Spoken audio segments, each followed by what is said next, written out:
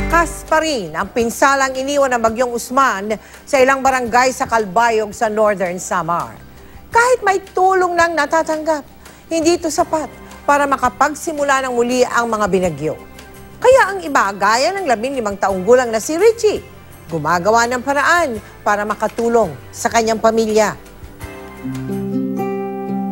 Pagkukopra ang kabuhayan ng mga residente dito. Kaya naman hindi malayo na maagang namulat sa ganitong klaseng trabaho ang mga batang gaya ni Richie. Tuwing Sabado at Linggo, nasa koprahan siya para magtrabaho. Pagkatapos malagay sa sako ang kopra, kailangan niya itong buhatin papunta sa balsa. Richie, gaano ka bigat yan sa tingin mo? 40 mo.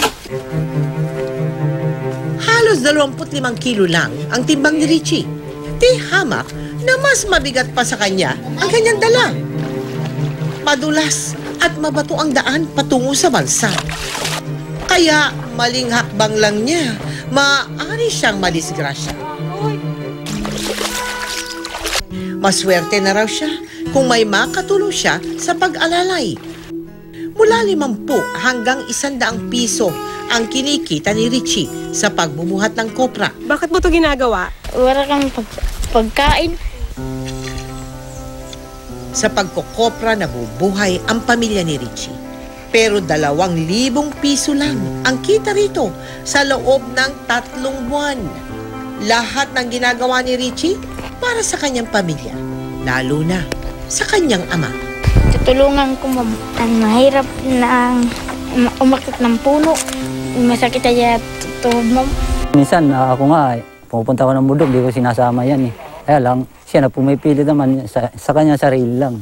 Pansamantalang nahinto sa pag-aaral si Richie dahil lagi raw itong tinutukso dahil sa kanyang pagsasalita. Ako, gusto ko talaga mag-aaral siya, makapag-aaral talaga eh. Hindi na bago ang kwento ni Richie na sa murang edad, handa nang magsakripisyo para makatulong sa pamilya. Dalangin natin na muli siyang makabalik sa pag-aaral.